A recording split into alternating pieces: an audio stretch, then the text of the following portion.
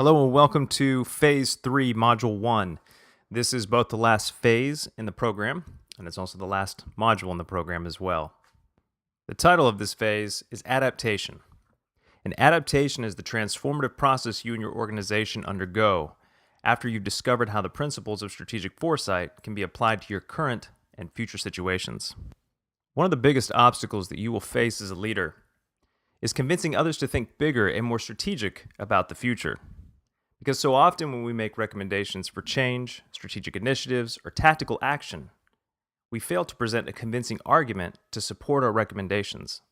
And this, of course, usually means that nothing ever gets done, or that we default to the business as usual approach. Now, your completion of this phase in this program has given you the format to overcome that obstacle, providing you with the ability to see the future as an array of possibilities of which you can take an active role in shaping. So let's briefly discuss your final assignment and the culmination of the work you've done throughout this program. Now, the purpose of this module and the assignment in this module is to determine how compatible your organization's or your industry strategies for future growth are in each alternative scenario.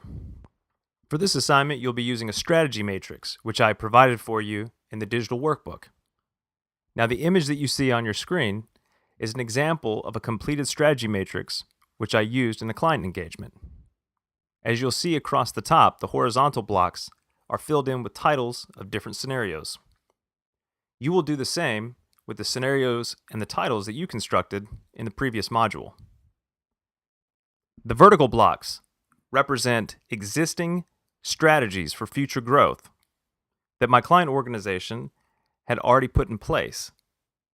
It is these strategies which we compared to the 4 alternative scenarios. So here's how you'll populate the matrix that's included for you in the digital workbook.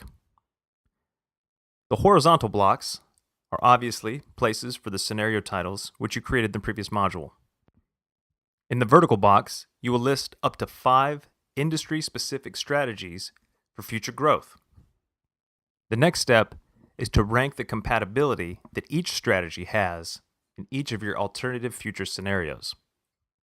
You will now assign one of 3 colors to each industry strategy in each scenario. If a strategy is very compatible, you will assign the color green. If it is somewhat compatible, you'll assign the color yellow. And if it is not compatible at all, you'll assign the color red.